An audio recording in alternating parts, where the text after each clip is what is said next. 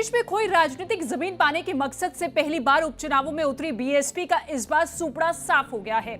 एक वक्त तक प्रदेश की सियासत में सबसे मजबूत वोट बैंक वाली पार्टी रही बसपा मीरापुर और कुंदरकी में असदुद्दीन ओवैसी और चंद्रशेखर आजाद की आजाद समाज पार्टी से भी पिछड़कर 5वें नंबर पर रही।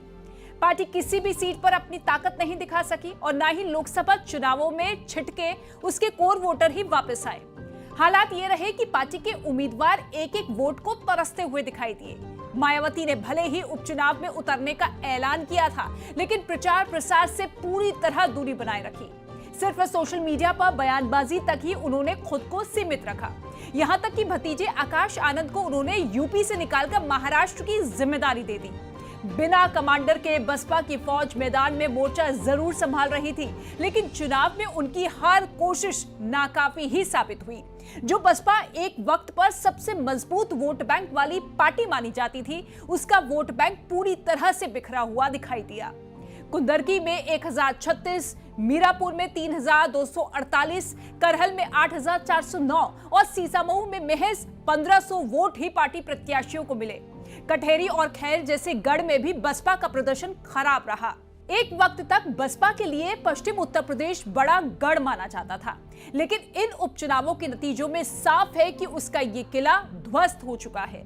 हालांकि पूर्वी उत्तर प्रदेश से अभी भी पार्टी को कुछ उम्मीद जरूर है। फूलपुर, कटहेरी, मझवा में उम्मीदवारों को जिस तरह से वोट मिले हैं, वो पार्टी के लिए कुछ संतोष की वजह हो सकते हैं। बसपा की मौजूदगी हर सीट पर नामात्र ही रही। मुख्य लड़ाई बीजेपी और सपा के बीच सिमट कर रह गई। मायावती ने भी अब देश में कहीं भी उपचुनाव नहीं लड़ने का ऐलान किया। मायावती ने साफ कहा कि यूपी में 9 सीटों पर हुए चुनाव और फिर उसके नतीजों के बाद लोगों में ईवीएम को लेकर आम चर्चा है।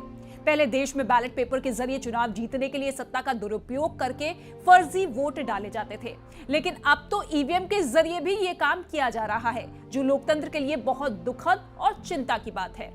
मायावती ने इसी के साथ कहा कि हमारे देश और लोकतंत्र के लिए खतरे की बड़ी घंटी भी है। ऐसी स्थिति में अब हमारी पार्टी ने यह फैसला किया है कि जब तक देश में फर्जी वोटों को डालने से रोकने के लिए देश के चुनाव आयोग द्वारा कोई सख्त कदम नहीं उठाए जाते, तब तक हमारी पार्टी देश में अब कोई भी उपचुनाव नहीं लड़ेगी।